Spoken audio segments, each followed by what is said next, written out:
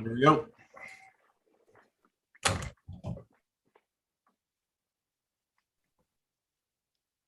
All right, we are live, guys. Start my video here. Sorry about that. Tried to do it from my phone. Just coming back to the office there. But Tony, did you reach out to the local beer holders and let them know that we were just behind schedule a little bit? I did. I said TJ is late again, so going live. No, you gotta tell us, Tony. God dang it! You know, me and Tony have a relationship. Like picking on each other. If you want to land you want to get good with a shipper, pick on them. It works. Yeah. So we got Terry with us today. He reached out to me on LinkedIn, sent me a message. I was very respectful about it. Like, hey man, I like following your stuff. I know you got I value your time. Just want to see if you had some advice for people that are new. Going to find out he's been in it like 3 years. I mean, it's not like it's that far in, but it just shows the guy wants to learn. And for me, I don't know about you guys, but like I love that. Like that's something that I've got a lot of messages here in the last couple of days as people excited about it. I've got some new people here at the office that are going to jump on and watch just because it's something that I think can be beneficial to everybody, because I think there's basics when you first come in that you want to learn. And I think there's also next levels, like, whatever step you're at, is where you're kind of, you don't ever want to be stagnant. That's a good sign. So, Terry, why don't you introduce yourself a little bit? Yeah. And before you do that, Terry, hold on. I'm just saying there's guys like Will right there that you could have reached out to, but you chose TJ. So there's your first piece of advice. Hey, TJ put out a lot of content. Hey, yeah, Will's back there going, oh, we won this award and like we got ranked in this. Like, yeah, man, thanks for that, Illinois Wesleyan for life. And like, I'm out there putting out content, man. Hey, I respect Molo because I know I do too. I love Will and TJ though, and look at that. I love both of you guys, but I follow Andrew too, so and he puts out a lot of content too. So, but my name is Terry, and I'm with Liberty One Logistics, and I've been in the trucking industry probably about 3 years now. I did 2 years on the carrier side, and this is my first year on like the broker side. And I come to find out the broker side is very, very much different than the carrier side. And I started during the pandemic, so it was kind of rough for me. And on top of that, I had a baby and got married, so things were kind of like, at first, reaching out to shippers and, getting rejected and, just part of sales at first. So I had to get my feet wet a little bit and I'm still learning. So that's why I'm reaching out. I've jumped certain hurdles, but I feel like some days I get stagnated because, a problem might come along and then it's like, well, this carrier might not work with me because my credit score is not all the way up there how they want it. And it just, sometimes just the struggles of, I guess, being a small business owner, man. But I'm trying to, power through all those struggles right now. So that's why I'm reaching out, just to learn more. And the one thing that when you told me that, when you said you were on the asset side first, and that's what I did. And I love that. You've got an advantage you may not even know you have. So it made me such a better broker because I was still kind of involved with the assets. I mean, we had divisions rather than going from like an asset company to a brokerage. So it still kind of kept me in that mindset, but that's what drives conversations until you get to the point where you're sitting down with a prospective customer or whatever it is and having a conversation about, pricing, their spend and the budget and the issues and things you can do. The best thing you can do is have conversations about what you know on the asset side. And I used to let people know that all the time. Like, hey, I used to run our asset division, or I was over in our asset division. I work for that, and I've got a great understanding of it. And I take that mentality. This is a big thing I've always done, and I still do it. I take that mentality into what I do on a brokerage end because I do. Because I do. Because I treat drivers like I would on the asset. I know what it's like to be on both sides. That's a benefit right there because that sets you apart from any other of these new sales reps that are out there, trying to reach out to customers that don't even think to bring that up because they never were on that side. It's a benefit that'll bring that to you. And I'll tell you this, I've found that, and just in the last year or so, even just because of the show and everything, if you sell yourself, all the other things that like you can offer, everybody else can offer, right? Yeah. A bad credit score. There are a ton of people have bad credit scores that are set up, right? Because they trust that person. They know the process. They understand where they're at. You sell yourself. And when you can get a chance to do that, and having background on the asset side is such a great way to do that and say, hey, just let them know, that's just transparent. Like, hey, I'm fairly new to the brokerage side, but I'm just bringing what I know, working with assets over this side. And it's, where I'm at and what I do, and want to start small, with you and grow from there. And, and that's from a sales standpoint, but you can use that in all aspects of, people go to the brokerage side. They don't want to mention that they were on the asset side. That's huge. Mention it. Same thing. If you go from the asset to brokerage side, mention they were on the mention it. I used to, especially when I was covering loads. I mean, I could it's unbelievable when you're talking to a dispatcher and you're trying to cover a load. And they're kind of like iffy in between. And then I say, listen, I get it, man. I used to run 15 trucks over on our asset side. Their whole tone of voice changes. It's unbelievable how much that it's like a switch. And now you're having a conversation. Now they want to have a conversation with you because you get it. You're relating with them. You have that. That is such a way to get in with people and have them trust you, because for valid reasons too. But I would suggest that's my biggest thing. That's something that has really helped me. I don't know, Will, I don't know how much, I know your thing though, for you is you get access to that just by your experience with carriers. You probably learn a lot from the carrier side on that, but what are your thoughts on that? So specifically coming from the asset side and then joining brokerage. Mm-hmm. So I actually had a small stint at an asset-based carrier in between starting Molo. So I worked with Transport America, and it was very helpful to get an idea of what it's like actually having assets, going through those sales scenarios and whatnot. But just so I understand, Terry, are you on the carrier sales side or customer facing side, or are you cradle to grave? So you find shippers and then you book your own freight, just so I have an idea of how that works. Yeah, cradle to grave. I'm doing cradle to grave right now. Got you. So did you start Liberty One? Yeah, I started it myself. I was working with someone else. So we got to dig into that now. I already said he was humble. He puts on their freight agent or freight broker. You know what I mean? Because I don't never want to say I'm the owner of the company. So I'll just say another point of advice. Yeah. People do look at that just from a credibility standpoint. And so, like, I remember when I was just working accounts, I was always operations manager. That was in my email. Like I was an account manager, but they thought because I had things handled, I was handling things like I'm going to take care of this for you. They want to go to that because they want, just like anywhere, like when you're at a restaurant and something goes wrong, you want to talk to the manager, right? Like that's how I always saw that. So that does go quite a long ways. You don't have to talk about it, but just having that visibility is key. But congrats, man. I got you. Thanks. That's awesome. When did you start Liberty One? So I started it probably I got my authority in December 2019, but I didn't really just dive all the way into it. So I was just trying to build up some stuff and get some stuff together. And then a pandemic hit me.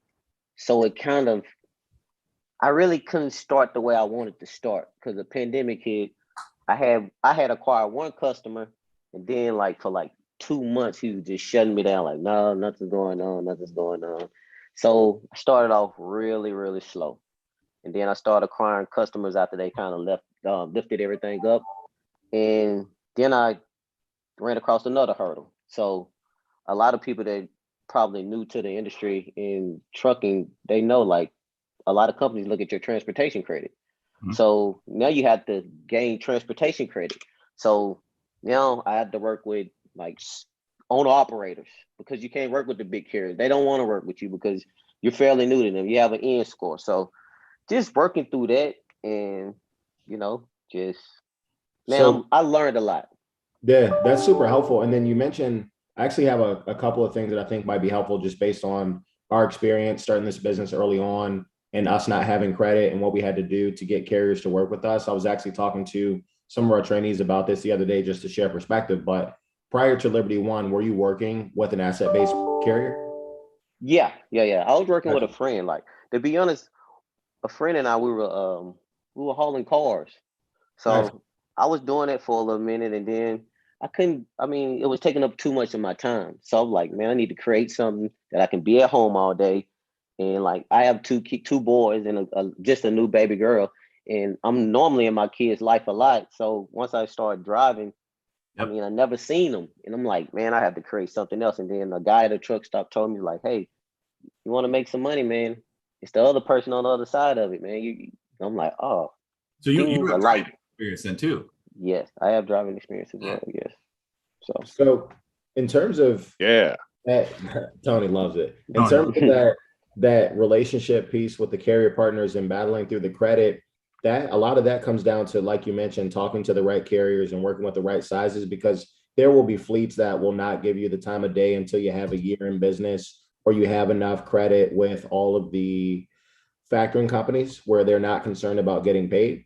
And the best thing that you can do with that is finding those relationships. And I think that you have a unique vantage point based on having been a driver, having worked for a business prior to this that's very relatable to what those guys are doing. You can probably teach your reps and really echo the understanding of what they're going through. And those relationships will be so much stronger than things that I could say, because I've never driven a truck. I don't know the challenges of working with someone and maybe I don't get paid, or going through those things and having to deal with the back and forth. And you can very confidently say and build that credibility from the beginning that I know what it's like to be in your shoes. I've done it before. And now I have that experience and I wanted to create something different. So I know what y'all are working through. And that right there is going to build that credibility, and those people will want to work with you. But on top of that, it just takes so much consistency, because the more and more they hear Terry from Liberty One, the more and more they see your freight and the more and more that you can offer them, eventually they'll get over it. It got to the point where we had enough business where our credit, and it just takes time. I would say in our first 9 months, your credit's not going to be amazing because you just don't have enough business for it to be great yet. There's nothing you can really do about it. But people saw us enough where they said, we want this freight. We don't really have a choice. And so once you get them, you do have to make sure you pay them. And whatever, we were paying carriers unbelievably fast because we wanted to make sure that they could not either report negatively on us, or essentially we wanted to be able to reload them right away. So there would be cats that say, I can only take one load and I cannot take another load until you pay me on this load. And it's like, okay, we got to pay these people immediately, but they want access to your capacity. And so understanding that, that's going to be your first 12 to 24 months. But that will differentiate you because they're going to have a better relationship with you. Yeah. Thanks for that information, man. Not being afraid to use that like relatability factor. Like I said, I used to say that I worked at dispatch, but saying, hey, listen, I used to drive, I mean, I know what it is. I'm starting up. And, one other thing you can do is you can get credit referrals. So if you've got carriers that you're already working with, they can write up credit referrals for you. And that's one thing that, when we looked at from a carrier sourcing standpoint, we always had a 6-month minimum, to be able to get set up in our system. And that was just it. And now we have a 6-month minimum, but a option in which you can send, credit references, maybe a letter, something like that, in which we can review. I mean, it's a reviewable process. And if you've got something to back it up, people that maybe refer you, other carriers, other customers, anything like that, on top of, maybe a letter that types out your experience, where you're at in the journey. People like working with people that are grinding, that are upstarts. Because they're a part of that success. And so it's never a bad thing to make sure you put that out there, because, you want to differentiate yourself from people that have bad credit just because they're just bad at having credit. You know what I mean? I will second everything those guys said, man. I'm telling you, people want to help people for real. And you're a guy who used to drive a truck, who was on the carrier side and now is on a brokerage side, man. A shipper wants to talk to you way more than some guy who just started a brokerage because he's out of college and has an entrepreneurial mindset and a little bit of backing from somebody. Mm-hmm. You already know the business. You've been behind the wheel. You've been on the carrier side, and now you're on the brokerage side. Man, my confidence is 100 times more in you than it is some guy that calls me up with the 513 area code. If I have a guy that's a service provider or anything, so just in general, that's going to do something for my house or whatever it is, and I could choose between one guy that has a good credit score because he's been funded and his parents have a lot of money, or they started the business, or a guy that's got 3 kids and is grinding out and has described to me like what his ambitions are and what he's going through, what he's doing. I'm going with that guy because I know that he does not want to fail. He can't fail. Absolutely. Right? And that's what I'd rather have, rather than somebody's like, not a big deal. Your failure is my failure, and my No. job, my performance rests on your success. So I want you to be successful, but I know that you're a one-man deal. You're going to work for it. You're going to ensure it's successful because that's your paycheck too. So, man, that dude, I love working with guys like you. Thanks, If I had freight, And that would be another thing, Tony. And Tony, yeah, now all of a sudden Tony has freight. if I had freight, come Well, on, man. That's how it works. So that's what I would suggest though too. I know that the when you first start up, a lot of the startup brokerages, they really do make good relationships with like local shippers. I've actually went through a couple of them, like on random lanes. Like we used to have this lane that went out to Boise or out to Idaho. We made a ton of money going out there, and we're trying to just find a backhaul back, and that's just a tough area. And I found this guy that had wax, right, and it was so from what was it from I think October through May, we could just run it in a dry van because it was like protect from melt basically in the summer. But he was great to work with because you just knew it was just him, and he was like right there with the shipper. Somehow he was friends with the shipper before, and he started it up, and he takes care of all their freight, and they were local, and he ended up buying an office like across the street from them. So if anything went wrong, he could help and all that stuff. You don't have to go that far, but the thing is that those guys, like what Tony said, like Tony's part of a huge company, but he runs a single plant, one of like 120 or something, whatever it is. And so 60. Whatever, but he likes he would like that, like he likes the local guys, he likes the guys that, he could trust and help with, because at the end of the day, like every big broker could come in and do this or that with him, but he's got certain needs that he has that maybe other plants don't. And, the area, is known, and that, I think that's a big in there for networking when it comes to that. Yeah. Terry, if I'm you, I'm putting all of your experience in your headline of your LinkedIn, because people want to see that. Put that in your email signature. All right. I tell people all the time, I'm a recovering CDL driver, because I am. I have relapses every now and then. I get back in the truck and take a run. I love it. I enjoy driving, but man, there's a reason I got out of the truck, because it's not, for me, it's not another 30 years of work. I just don't want to be in that spot for that much longer, the way the industry is headed, in my opinion, as a driver. Especially when you're hauling horses. Yeah. Horses are fun. Live animals are a different deal, but yeah, he's right. I mean, I would, your headline on LinkedIn or whatever it is, upstart, entrepreneur, business owner, family man, things like that. Like they go a long way. Like people don't think they matter, but like, listen, ever since I got LinkedIn Premium, I know, like when I reach out to people or customers I got, they're looking at my profile. Like they look at that. Like people don't understand that they look at your profile. They do. They don't like to be out there. Tony's one of the rare ones. The guy's got more cojones than any shipper I've ever known. Like none of these shippers ever want to go out. Like, I mean, I've asked some of them to come on the show and they're like, no, absolutely not. You know what I mean? But apparently he doesn't have freight. So that's right.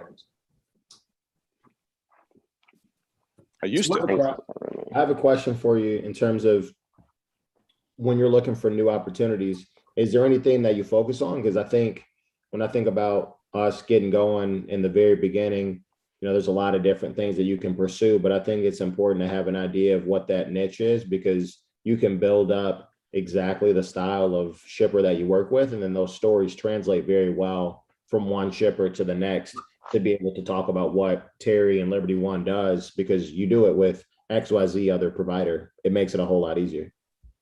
So my niche is reefer capacity, temperature control transport. And, I've been really like keyed in on just straight reefer, just running straight reefer right now.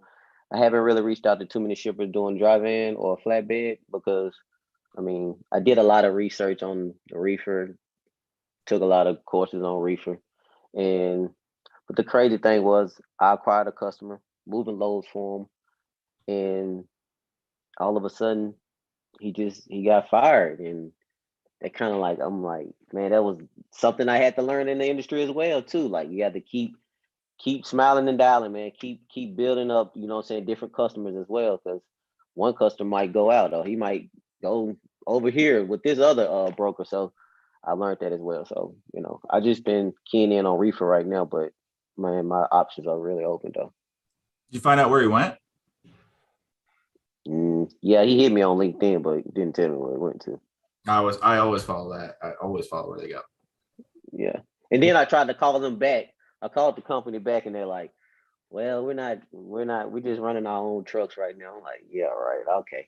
I mean, but it is what it is. That's what they all say. Yeah. I know.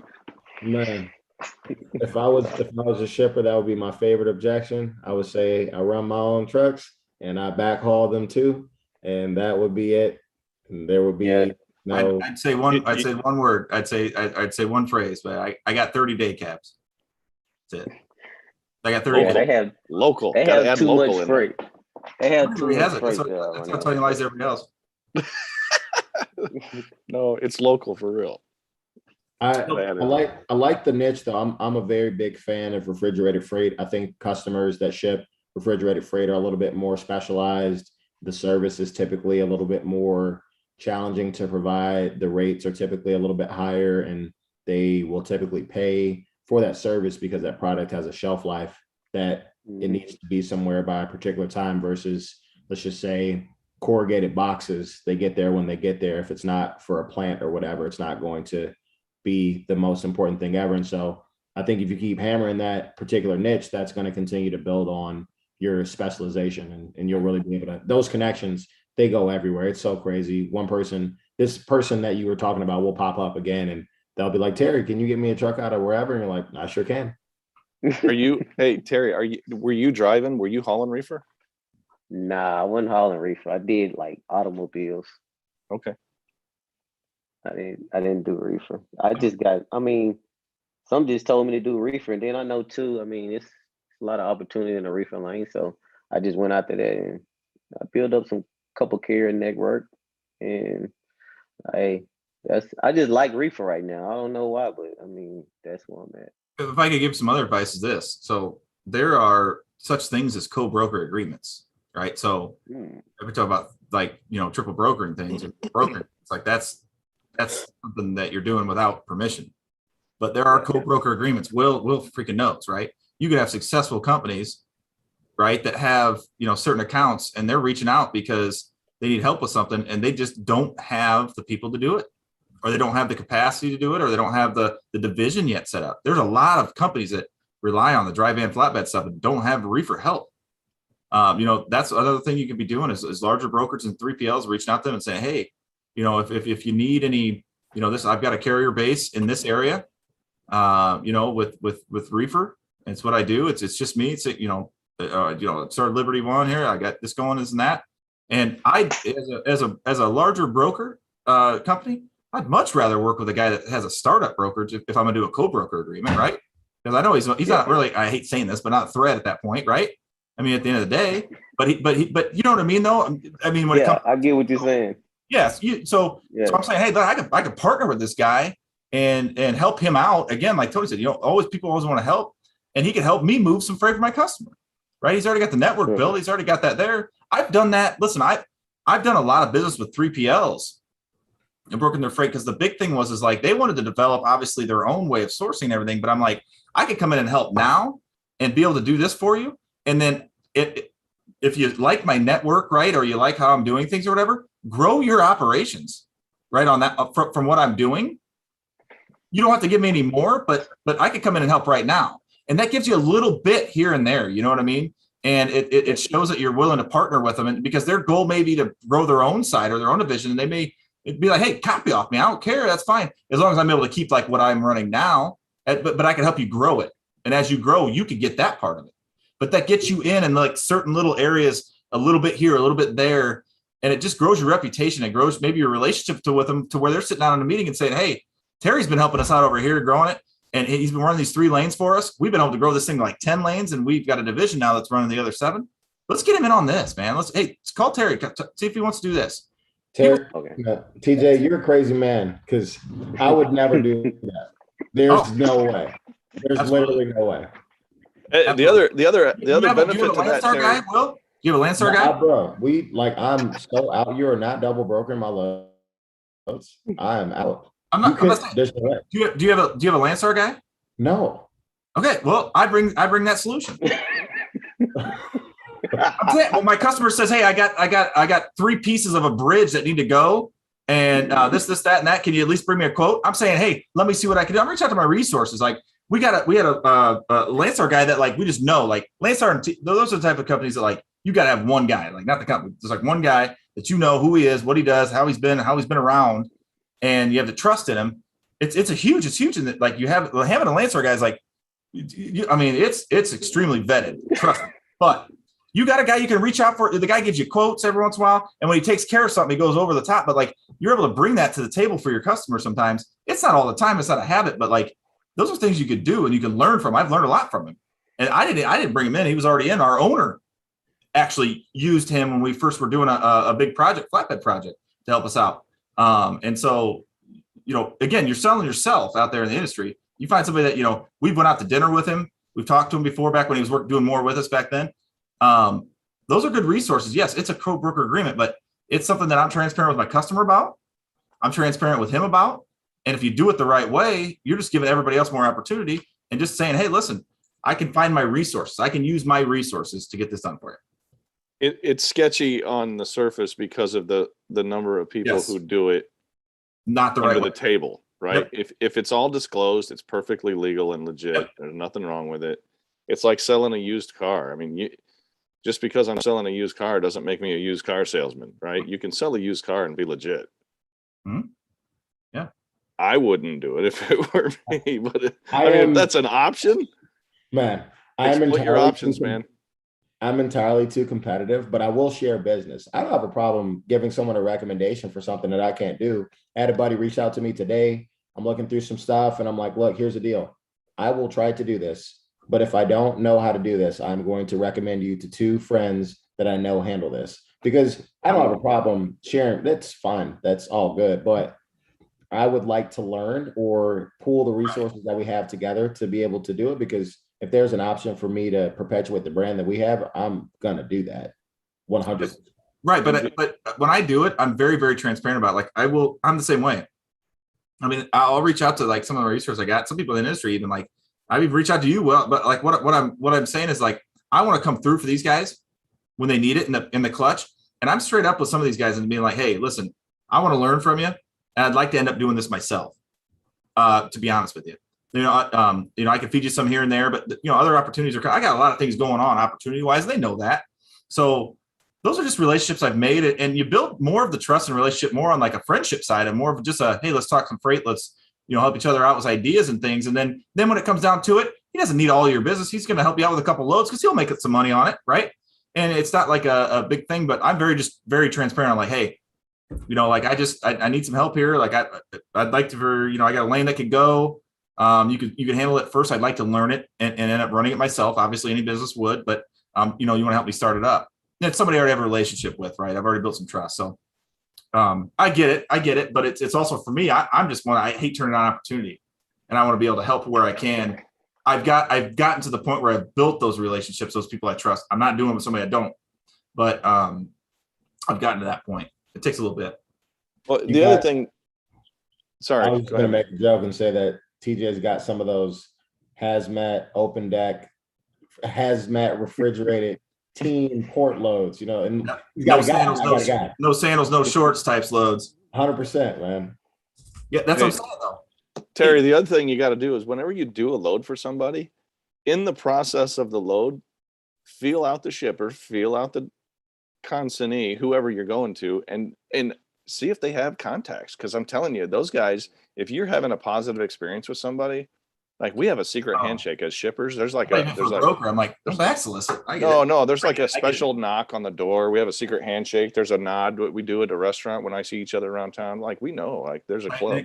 Tight knit club, man. Yeah, and then like I send people to other people. I help people go to other people that I trust. People call me all the time. Hey, who do I use to get this? I have a guy that I used to work for. It's been like 5 years. Called me the other day and was like, hey, I need to move this bus. So I sent him to somebody I knew that could do this bus. And it's something crazy. I don't even know what it was, but I people will still come to you when you can help them and add that value. They're going to keep coming to you. And if you can give them that, they'll remember that and they'll keep coming to you and they'll keep coming to you. just keep providing that valuable information for them, that valuable solution or options at least, so that they can make an informed choice. In any way, I built a relationship with Tony, not based on freight. And so I'm up there visiting, and by that time, I'm visiting his plant. He's walking me around, and I do see that he doesn't really have a lot of freight. And so, but I wasn't disappointed because I went up there not because of that. I went up there because, me and Tony became friends, and I live 45 minutes away. So, but we're driving to go get dinner, and he's calling me, and I'm right behind him. I'm like, what is he calling me for? And he's like, see this plant over here? This plant over here's got, I know for a fact they run about, 30 trucks out of there a day. They run steel coils. This one over here, that's Bill. Bill, he used to work over, because he doesn't have much for me, but like we built that relationship. He wants to help me out, any way he can, because he necessarily can't. So he's going to give me some ideas and some connections. And those are just things you build. And I didn't realize it was that easy or big of a thing until I just stumbled into it. I needed to justify that $8 burrito. This is the wet dry. This industry is like it's like anything. There's always a light at the end of the tunnel, right? Yes. But it's like you walk into the tunnel blindfolded, because it's there. There's so much opportunity there, and like there's a way to get there. It's just hard to see because there's so much you're dealing with on a day-to-day basis and stuff. But if you just keep moving forward, you're gonna bump into things. Now listen, you're gonna maybe bump into some stuff and knock them over, but you may bump into some things that really, really benefit you as long as you just keep moving forward. Like there's just so many people that get stagnant and they don't keep pushing and trying to become better. And you set yourself apart in this industry by doing that, because you are so rare if you do that, because there's just so many people that give. Well, tell me I'm wrong when it comes to that. You helped start Molo. How many people that that are at the time were as good as you that could have done it, but just didn't have that same drive, that same push forward? So what I would say is that there were a lot of people better than me at freight. Yep. Had more relationships or were better equipped to help co-found this business, but you have to be willing to put more work in than anyone else and bet on yourself, which is exactly what Terry did. He's like, I'm ready to go do this thing on my own. I'll figure it out. And that to me is the key differentiator, because I said this the other day, you can't beat someone who never quits. And so I might not be the best at it initially, but I can guarantee you I will keep coming back to the well until I figure it out. And then once I figure it out, I'm going to master it. And that is going to help you progress. And that is freight or life in a nutshell. You have to keep moving forward. Yeah. Every day. Yeah, you get knocked down, you get hit, no matter what it is, man. Like people get comfortable, right? They're walking and they find a spot they like, and that's okay. It's for some people, but there's some people that if you really want to differentiate and go out and start your own thing, just keep moving forward, just keep it going, because shit just pops up, man. Like you go a week, you lost a customer and you can't get a hold of anybody. Nobody's answering your emails. And then also because nobody answered your emails, the next Monday you come in, you got two of them being like, hey, sorry, I was on vacation last week. And you were down on yourself all weekend because you didn't answer it. Sorry, I was on vacation last week. Actually, I could use some help here. And all of a sudden shit just changes. That's the weird part about this industry. Like it just changes in a heartbeat. I've been feeling that, like not recently, but I've been through those like roller coaster ups and down moments where it's like, man, 1 week or 2 weeks, you smiling, you dialing, you just, you know what I'm saying, just keeping faith, keep persisting on. Nothing's going on, nothing's happening. So, it's like, man, should I quit or man, but me, man, I just keep on fighting, man. I don't even care, man. Sometimes I just block it out and just, I make the dials, man. As long as I have activity, I'm good. Like, you know what I'm saying? As long as I'm meeting them, my KPIs, I'm good. I'm passionate about that. I started in this industry at not a very good salary. I mean, I was going through some things. I was good at sales. I was on the road all the time. I needed to settle down a little bit, but I knew what I was good at, and I was making not enough money. I was in a startup company, and there was times I'm driving home like, I don't, how am I going to do this? Like it was hard, but you just drive. You know what I mean? Like it's like block it out, get it done, and the next day you go in, you wake up with a good attitude, and something happens, and you just roll with it. It's a roller coaster, but like that roller coaster can keep going up as it's up and down. You're gonna have your ebbs and flows, but like it's very rare to have that. Sometimes you got to throw a mask on, you know what I mean? And act like you're happy. But at the end of the day, I'm telling you, the gratification and the feeling you get outweighs it. The hard work that you put in, like where you get to, outweighs it. Hey, we got people in the comments. Aaron's asking, what region do you service mostly? What's your lane? What's your go-to area? Southeast majority, but you know, I've been typically going out west as well though, but the Southeast. So that's all stuff that you know. It's like it's your neighborhood. You live in the Southeast. You're familiar with the Southeast. So like someone says they got Atlanta to Birmingham, like you know that trip right now, right in the back of your mind. You know that's X number of hours driving because you've run that road, right? So you know where the roads are. You know the loop. You know the construction. You know the challenges, and stay in that because that gains you that experience and value that your background brings that somebody else doesn't have. Some dude in a call center doesn't know that. Use that to your advantage. Focus on your home. Go to the places where you used to live. Go to the places where you run around. Go to the places where you took a road trip and are familiar. Oh, is that down there?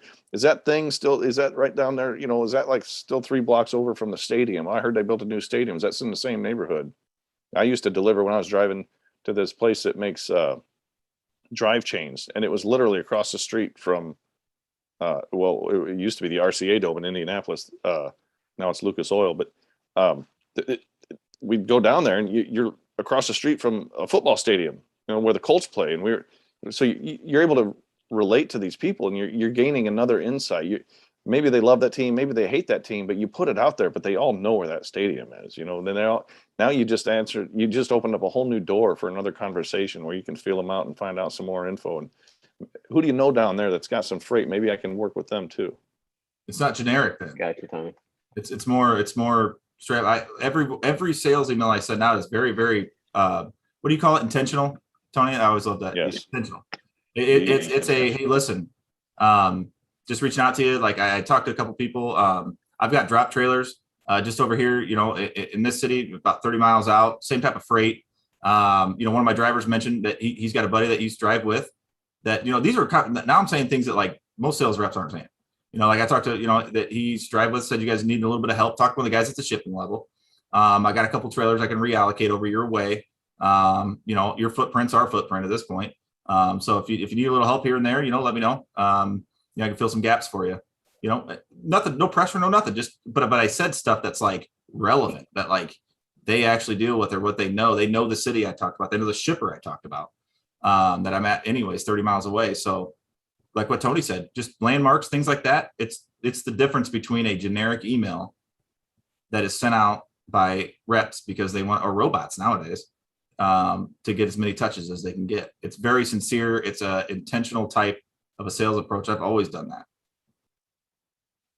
Gotcha. A lot more attention. Your subject line is so important. Like if you can put a nice subject line in there that like gets their attention, something different. But I remember back in the day when I was trying to land accounts, I would put subject line like need help ASAP, like all caps, like exploit, like and then my email would be like, I just had a Ford project in and I got 3 trailers I gotta move somewhere else. I figured I'd reach out to you. And that had nothing to do with actually needing help, but like it got their attention, they read it. I can't remember if it worked or not, but yeah. Whatever, right? Stay after it, man. Doesn't matter how many times you get knocked down. Just get up one more time than that. Whatever that number is. If you get knocked down 25 times, get up 26. Just keep after it. I will do that. I will do that. I'll tell you this. It takes you definitely balls, got man. the background to be successful, man. It takes balls to do what you did today to come on. It takes the same thing to reach out and do that type of thing. And it's people just don't do that. Like people they give up or they go in a shell or they think that no. I mean that takes some gumption. And what happens when that happens is I'm looking at myself, Will and Tony. I mean we're to the point where they're like, hey, we'll do whatever we do to help this guy. Like he did things that people don't do. Like.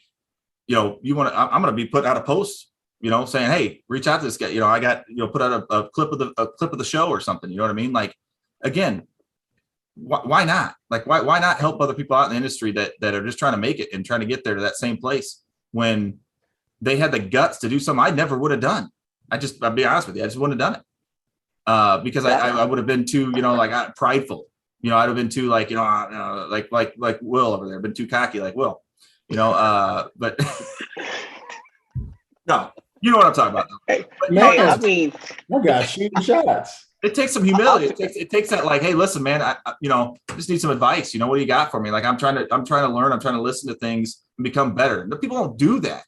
It's unbelievable how many people do that. They blame it on society. They blame it on society. They blame it on all these other reasons, but it's because they're not doing like what you're doing. And that's all you got to do.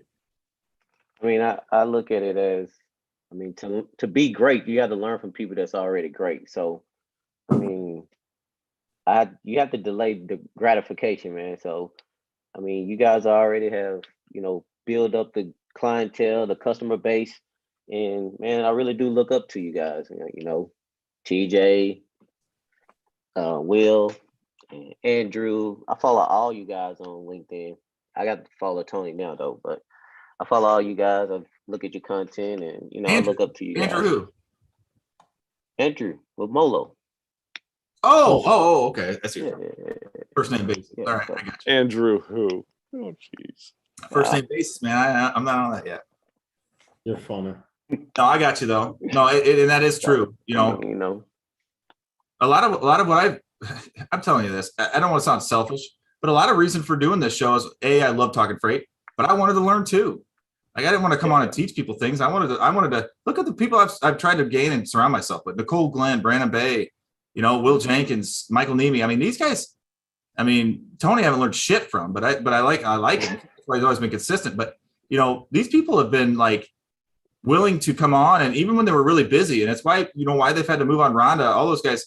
But man, I just wanted to surround myself with people that were better than me, and not I put out basic content mainly because it's stuff that like happens during the day that I think that at one point I wish I would have known type stuff. Mm-hmm. But you don't realize how much that does impact people and helps. So for me, I figure if I'm learning, everybody else is learning. Hopefully, Yes. I share my experiences, but some people's there's been some aha moments on these shows where I'm like, damn, I did not know that, or I totally did. Especially since Will's been on, he said some things where I'm like, shit, he's right, man. Like that is right. Shit, I didn't think about it that way. You know what I mean? Because we're kind of in the same boat. So there's nothing wrong with that. It goes a long way, and people like that. I appreciate that. I've learned a lot from being on the show as well. I think part of that has been broadening my network and just asking questions and being open to fostering relationships, which I think that's what it's really all about. And there's so much that we can all do together by supporting each other. There's enough business for all of us. Yep. I've had more conversations in the last probably 8 to 12 weeks with industry professionals that have been so enlightening. And it's just nice to have other advocates across the board in different areas. And so I appreciate you for that, because I don't know that I would have been quite as open to it before that. It's just, sometimes you got your head down and you're doing your thing and just staying in your lane and whatnot. But then there's so much more to taking a step back, 30 minutes a week, and you're just having a good conversation with somebody. That goes a long way. It's weird. It is weird, Will, because that is a big thing. It's like, you don't talk about your customers, you don't do this, you do that. It's competition, it's cutthroat, but really it's not. I mean, it is at certain levels maybe, but like same thing. I was in a circle bubble. I was in the circle logistics bubble. It's what I knew, is what I grew up, what I did. So in January 2020, when I left to start, with another customer and start that up for them, it was only a couple months because COVID ended up hitting, I came back, but it like just opened my eyes. I started with Cassandra, started talking to people. I met Brandon Bay, and Brandon Bay said something that was always very, very like, him and Jolly always said, like, if you truly are good, like you say you are, I'll send you a list of my customers right now. They're not leaving me. If you really do have that trust and that build with them, then I'll tell you who they are right now. It doesn't matter. They're not leaving me. You know what I mean? Because I am that good. So you could say you're that good, but maybe you're not.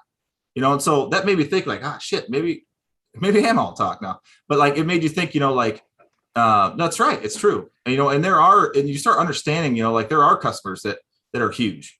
I've had conversations with other brokers about, like, hey, yeah, reach out to this guy. The guy's $600 billion company. Like, you're not going to take anything away from me. You know what I mean? And if you really trust the person, you could be like, hey, listen, I got these lanes or whatever, if you want to take these or whatever, you can start actually collaborating on things like on what lanes you're taking or what you're doing business wise. And so, it's so weird because Will, you're right. It's funny you said that because like I remember that feeling of like, man, everything's close to the vest. You don't say anything to anybody, and you do have to be careful. But if you build a relationship and you trust the person, you can make each other better.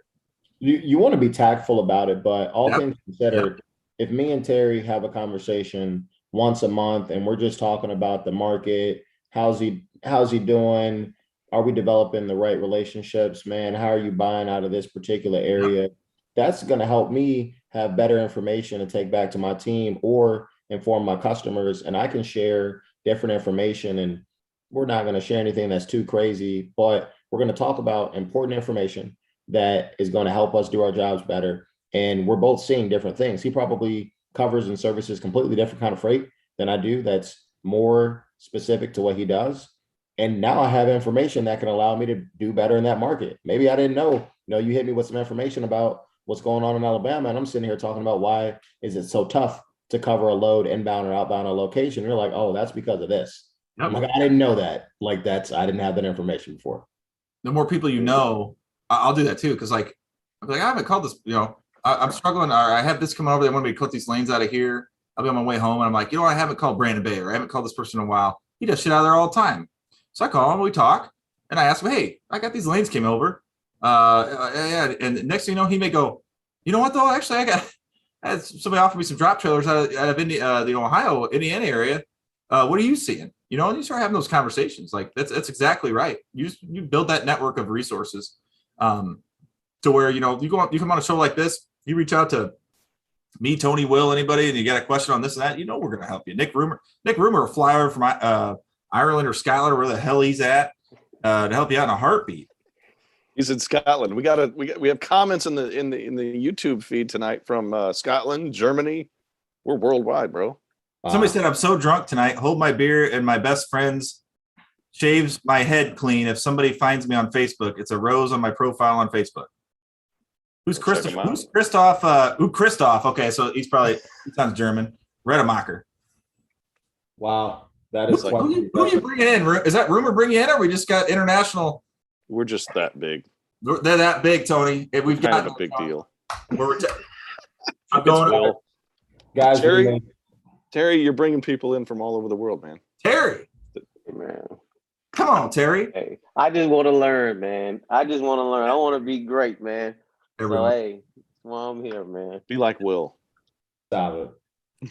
I'm trying to be like both of y'all. No, he's too competitive. Everyone wants to learn.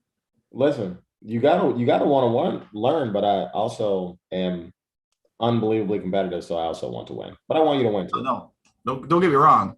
I'm the same way, but sometimes you got to put out you got to play the game. So, but no, I think it's important. I mean, it is. I mean, you don't want to lose the edge, right? And we do that internally here. We do that internally here, right? I'm in my we call him VP by default, but he was here before me. But in his office with the other two directors every day, like you didn't land that account. I land that. Like you're John Stockton. It's just a bunch of assists, man. You didn't close that. Like all this, like it's all day, every day. And we love each other, man. Like we brought this company up together, like especially headquarters, foreign office, but like it's that edge. Like it's just to keep our edge, like just that fun type of thing. But like at the end of the day, my dad always told me this, like, be internally, always be competitive internally, right? Mm-hmm. Be respectful, but internally, you want to vocalize it, but like you're like, I'm gonna beat everybody here.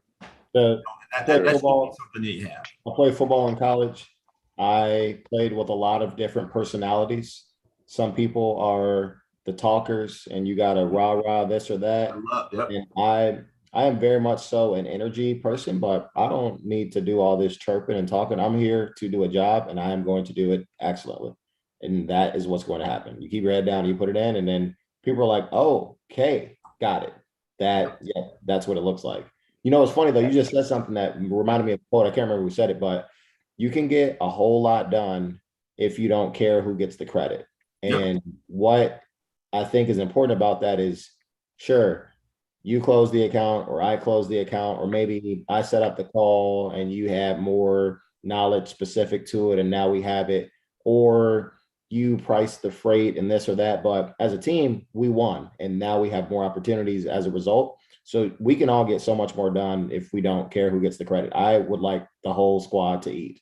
And I don't really care who gets credit. Let's go figure out a way. Again, like I said, that's internally, right? But when Yeah. we're sitting down with our owners or with anybody else, we're saying, man, Stu helped me out here on this, man. He got that one. You know, like you know, your real life with it, because we're brothers, man. Like we just know each other real well. This is like brothers that live together. Like you just give each other shit. But that is very true, and you know it. Like you know they know. Like deep down, like you know that they're helping. They're gonna go to bat for you to help you out.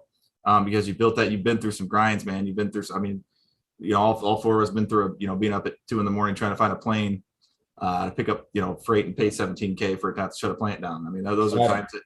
I mean, those are times you just don't go through. I mean, with other people. So, but no, I mean that's a big thing. I think, you know, relationships. Terry, like I said before, you know, just off the bat, the fact that I put in my post, the fact that you even reached out in the way you did. Right there is just, you know, just goes to show humility and willingness to learn are two keys right off the bat, advice wise, that I could say would definitely help. So if I were you, I would stay out there. If you've got a niche, you got an area that you're good at, put it out, man. Put a LinkedIn post out. People need. I'm telling you this. I know some shippers that are looking everywhere and anywhere for help on shit. Like it's like I can't find anything, and I'm like I can't do anything for you. And they're like, I can't find anybody. And like, you put something out, some random ass lane, you know, down the Southeast that you got reefer, and somebody may see that, and you never know, you know, what it is. And so, just always keep putting yourself out there, man. It's just a great thing that you reached out. I love this stuff. This shit gets me fired up. Cause you know, as you develop and as you grow, like I don't get to have that as much now, you know, on the floor, you know, you know, developing and that stuff. And so like those things are key. And, you know, just making sure people understand that, like, dude, there's so many good things in this industry that happen to you if you just keep grinding and have the right mentality. That's all it is, man. It really is. Thanks, man. Thanks all you guys, man, for all the advice, man. And hey, I'm gonna keep pushing. Yep. Come back tomorrow. Get on the YouTube channel. Hold my beer, and we'll read through the comments, because it'll take them till tomorrow for the comments. Go read through the comments. There's guys on there that know. Get on LinkedIn. Follow that stuff up, update your profile. Good luck, man. Reach out to us. There's so many people out there that can help, will help, want to help. And you're not on an island, man. You're not alone. And there's tons of people that want to see you be successful. All right. Thanks, Tony. Sometimes that humility goes a long way, even when you're prospecting, coming in and saying, hey, just want to grow with you. Want to learn. So, Hey, listen, anybody's got any reefer freight, Southeast, hit Terry up, give him a chance, get him on the phone, talk to him a little bit, you know, learn a little bit about him. I hope the show did that as well. Terry, you ever need anything, reach out to us, let me know. However else we can help. And we appreciate you coming on, man. We hope this benefited as many people as it could. All right. Appreciate it, guys. Catch y'all later. Thanks, Terry. Thanks, man. Thanks, guys.